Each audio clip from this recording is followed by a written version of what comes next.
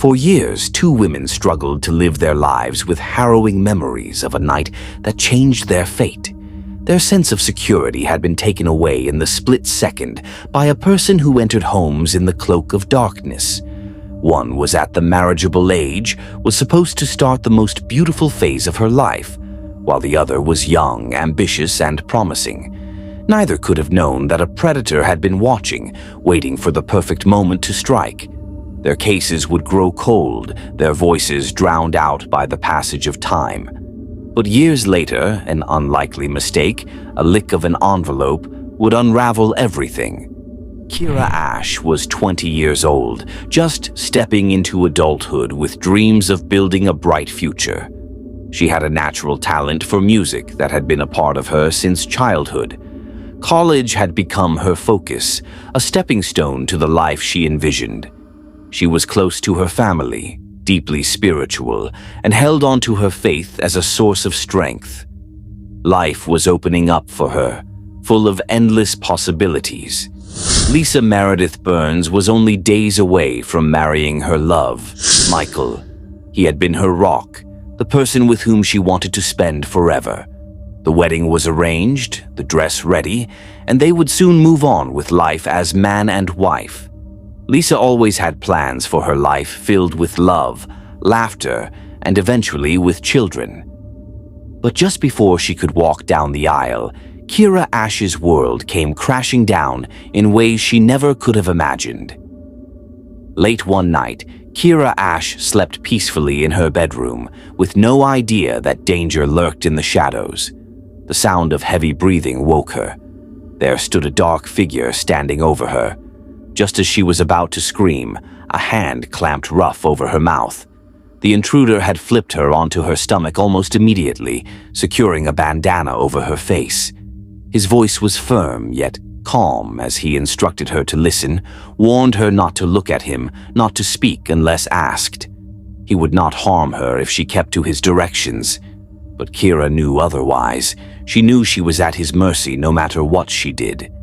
Thereafter, he continued to subject her to hours of torture, binding her, stripping her of her dignity, violating her in a way no human being should ever have to endure.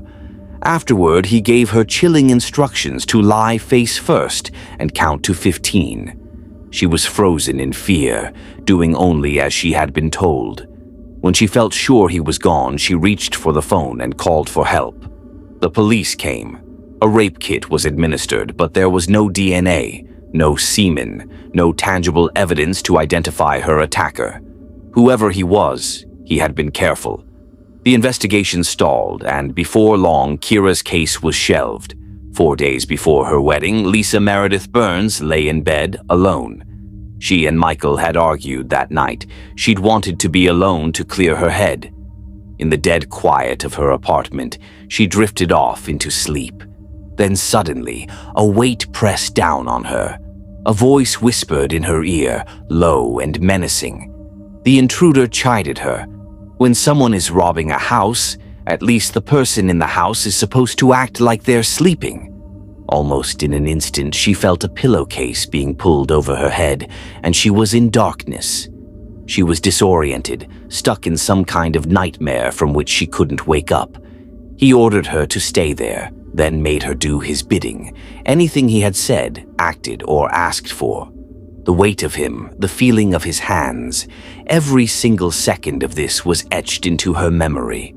After having his way, he forced her to count all the way up to 200 before untying her and disappearing into the night. Shaken, terrified, and alone was Lisa. At home, she sat in a state of shock when Michael arrived, hardly grasping what transpired. Michael was overcome with guilt. Had he been here, this could have never occurred. The door wouldn't be unlocked, perhaps, and neither would Lisa become the target of this incident. But Lisa knew better. She knew that anything could have and would not change the fact that a predator chose her. When the police came, just like in Kira's case, there were no leads. Lisa couldn't explain who her attacker was. She had never seen his face. There was no forced entry anywhere. There was no DNA left behind. The case was unsolved, and Lisa was left to clean up the pieces herself. Desperate to prove she wasn't lying, she agreed to take a polygraph test. She passed, but the damage had already been done. The doubt, the questions. It was enough to make her feel like justice would never come. The cases sat silent and cold in cold case files for 6 years. The women did the best they could to move on, but the trauma was never really left behind. It stayed in the mind, always there, always a shadow to follow wherever they went. That all changed in 2002. Michael Burns, still racked by his wife's memory, refused to let the case go cold. He called the Louisville Metro Police Department, demanding answers. It paid off.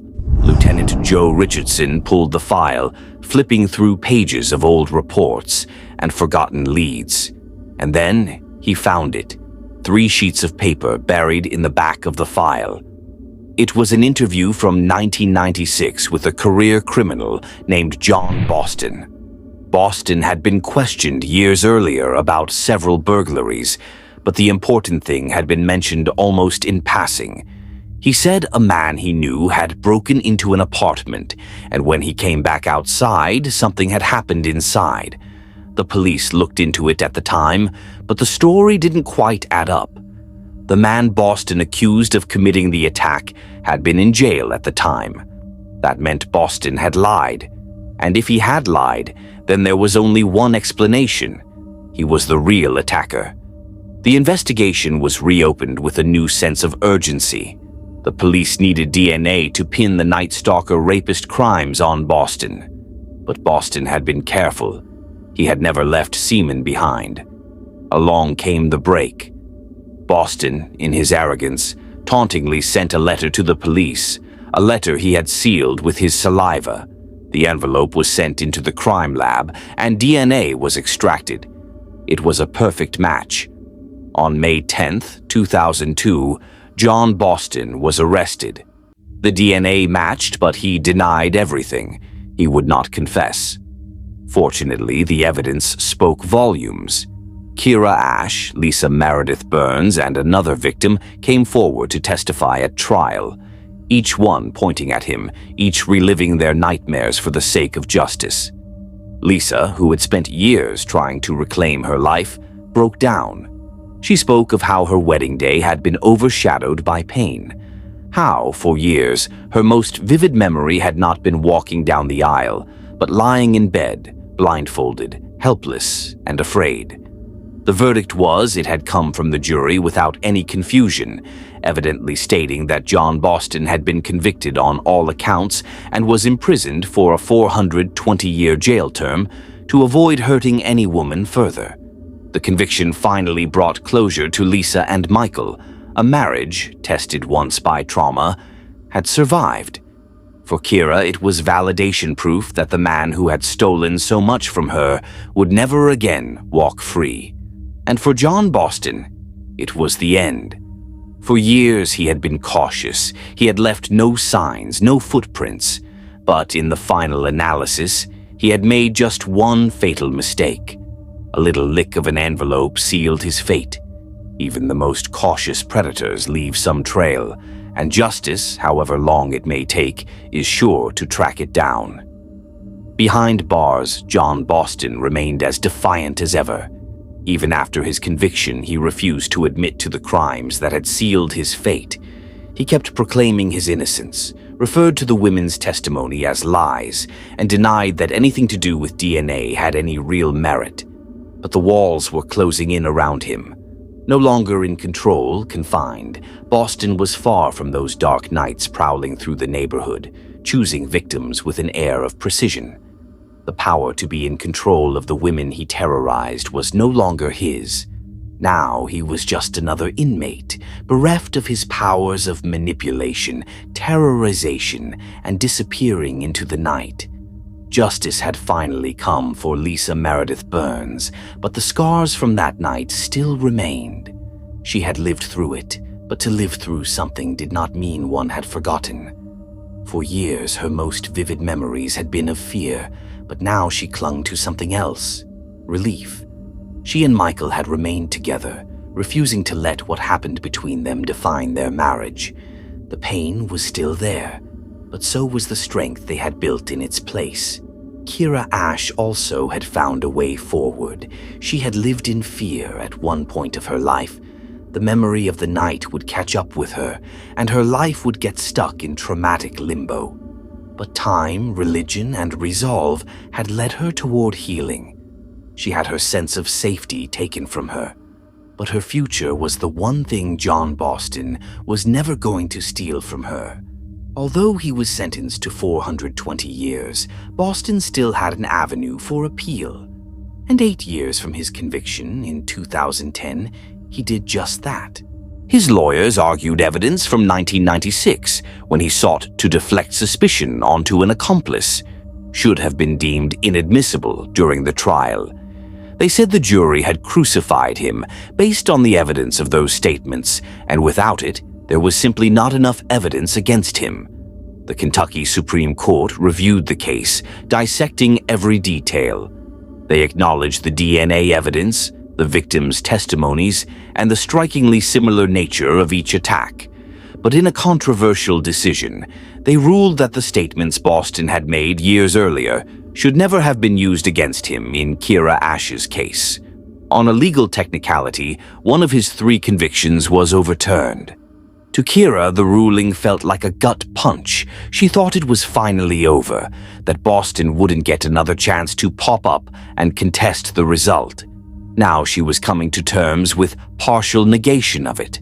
Part of her justice, the fight, the strength she had needed to stand court against her molester, it seemed all so for nothing.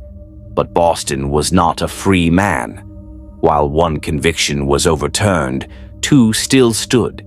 The justice system had given him a small victory, but it would not release him from his fate.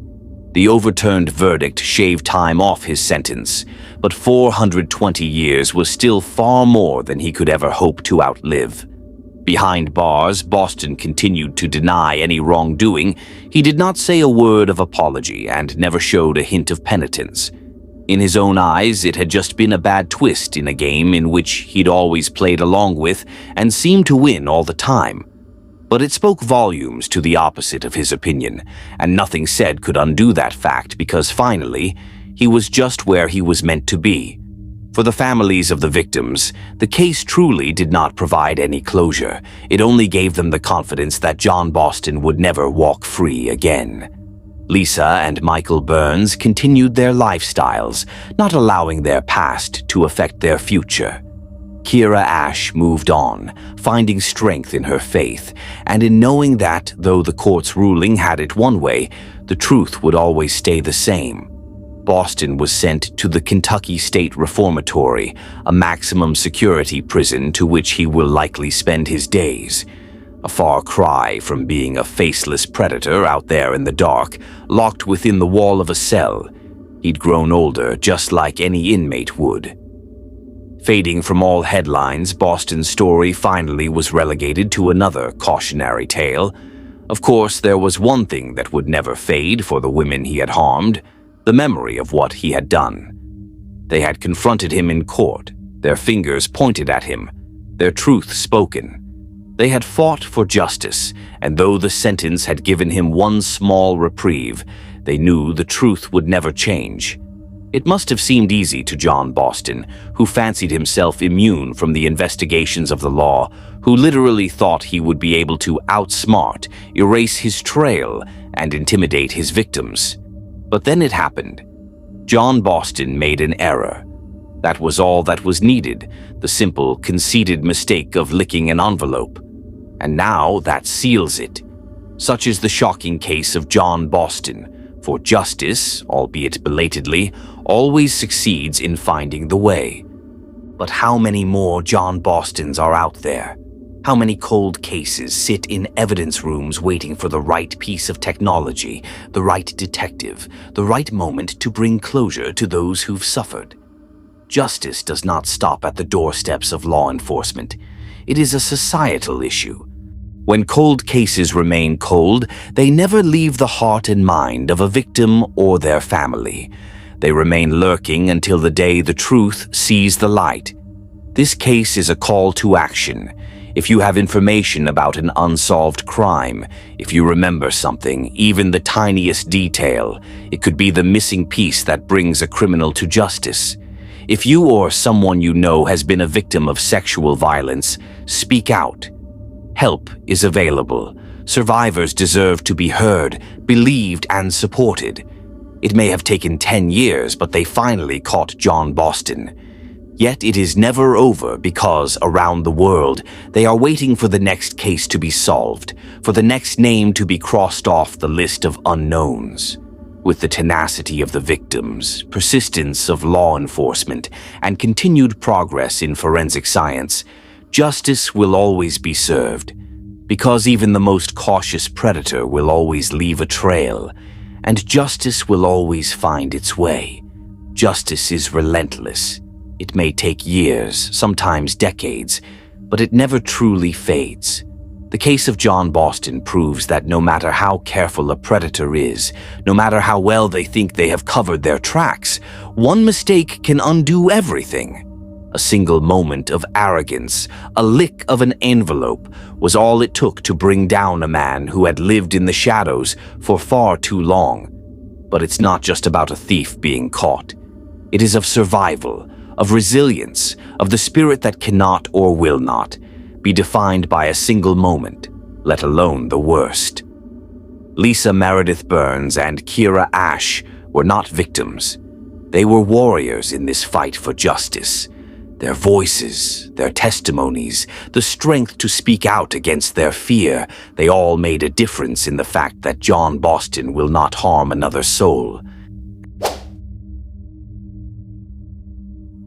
On a cool September morning in 1992, 6-year-old Corin Punky Gustafson tore out into the yard to play, her blonde hair bouncing with every step. She was a bright, joyful child, full of energy, always ready to explore the world around her. To her parents, she was the light of their lives. To her friends, she was the one who always knew how to turn an ordinary day into an adventure. The Gustafson home in Rundle Park Village was alive with comforting family sounds this Sunday morning. The smell of breakfast still lingered in the air, and the sound of Corinne's laughter echoed through the small neighborhood as she played with her friend Lindsay. The two little girls ran back and forth along the walkway between their homes, the early morning sun casting long shadows across the pavement. Her mother, Sandra, was away for some few minutes, just running errands like any other parent would do on a quiet weekend morning.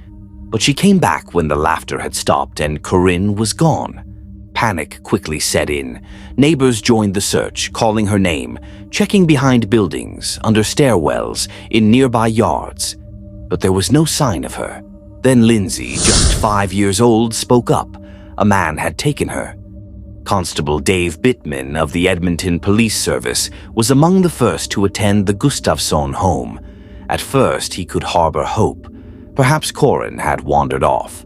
Perhaps she had gone down to the corner convenience store with a friend. Perhaps she was just hiding. But as he listened to Lindsay recount what had happened, his heart sank. The girl described how a man approached them, grabbed Corinne, and carried her away. There was no mistaking what this was. A child had been abducted.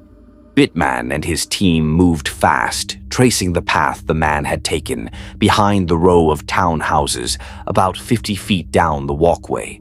They found something chilling, a patch of mud damp enough to record a distinct footprint, that of a cleated shoe. The search intensified. Officers went door to door, asking if anyone had seen a man with a child that morning. Descriptions were vague. No one had gotten a good look. Hours turned into night and then into the next day. 2 days later, their worst fears were confirmed. On the outskirts of Edmonton, at a trucking yard just beyond the city limits, detectives Terry Alm and Al Sove arrived on a scene that would haunt them for years to come. There, lying in the mud and near the back of the lot, was the small, lifeless body of Corin Gustafson. She had been redressed, her clothes put back on haphazardly.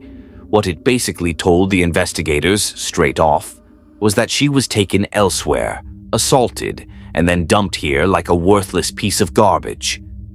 An autopsy later confirmed their suspicions. Corinne had been raped and then smothered to death. The medical examiner also found a single pubic hair on her ankle. Crucial, but in 1992, DNA technology was still in its infancy. They couldn't develop a usable profile. It was a devastating dead end.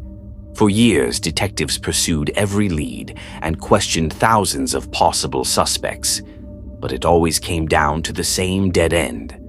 The case that had sent shockwaves through Edmonton slowly slipped out of the news, but it was never far from the minds of officers who had vowed to find justice. Years later, the case never went cold. It remained with the investigators, waiting for a break in quiet corners of Edmonton's police department. Come the year 2000, Detective Terry Alm had spent well over 7 years mired in the investigation, 4 of them flying solo. The burden of justice weighed squarely on his shoulders. But something was different now. DNA technology had improved. What once had been impossible became achievable. Alm made the call. He sent Corinne's clothes and the biological evidence to a private lab in North Carolina. It was a long shot, but it was the only shot they had left. For a year he waited, then in 2001 the phone rang. The DNA profile was ready, and when it was uploaded into Canada's National DNA Databank, they got a hit. The name, Clifford Slay. Slay was not a name that was unfamiliar to the investigators. In May 1993, less than a year after Corinne's murder, he had been investigated for the sexual assault of a teenage girl, his alibi placed by his family, and without any physical evidence connecting him to the crime, he slipped through. But now he could not wriggle out of this, his DNA on a 6-year-old child's clothes. Cops wasted little time bringing in Slay to interrogate. Of course, at first, he denied ever having done any of it. He tried acting cool, as one would under the circumstances. However, for the investigators who had studied Slay, the killer would strike only when pushed into a no-alternatives corner, which of course is what happened. On the second day, Slay took the stand and chose to speak. Smooth, too smooth, his voice flat and devoid of emotion as he spoke about what he'd done. He told them he and his common-law wife, in September 1992, had some marital difficulties, and he wanted to hurt her. He had initially intended to find and sexually assault her daughter. But when he wasn't able to find her, he got into his brother-in-law's car and drove. He wasn't looking for Corinne. He wasn't looking for anyone in particular. He was just looking. Then he saw her. 6 years old, blonde, playing with her friend in Rundle Park Village. Without hesitation, he walked up to her, scooped her under his arm, and carried her away. Slay contended that, after abducting Corinne, he drove her to a remote area. He admitted to the rape, but maintained she was alive when he left her. The investigators knew better. They knew how she had been found. They knew his version of events was a lie. He wanted to minimize involvement, to concoct a story that would make him less than monstrous. But the evidence spoke the truth. Corinne had been smothered to death. She had been left in the mud like a garbage bag. Now, almost a decade later, her killer had finally been brought to justice. Slay was arrested and charged with first-degree murder. In 2004, the trial began. The Crown prosecutor, Jason Track from Alberta, launched the case relentlessly. The DNA evidence was airtight. Slay's confession, so carefully couched, was just damning. In court, Track played Slay's taped confession. His voice was cold and calculated as it filled the room. There was no remorse, no regret, just a matter-of-fact recounting of how he had stolen a child's life. It was unbearable to listen to. The jury deliberated for just 1 day. When they returned, the verdict was exactly what everyone had hoped for. To Corinne's family, there was no such thing as closure. How could there be? Nothing could bring her back. but there was justice, and for that, they were grateful. Slay, now locked away in a maximum security facility, would never walk free again. He had spent nearly a decade believing he had escaped punishment, but science had caught up to him. And when it did, there was nowhere left to hide. It wasn't a witness, wasn't a tip, wasn't a confession.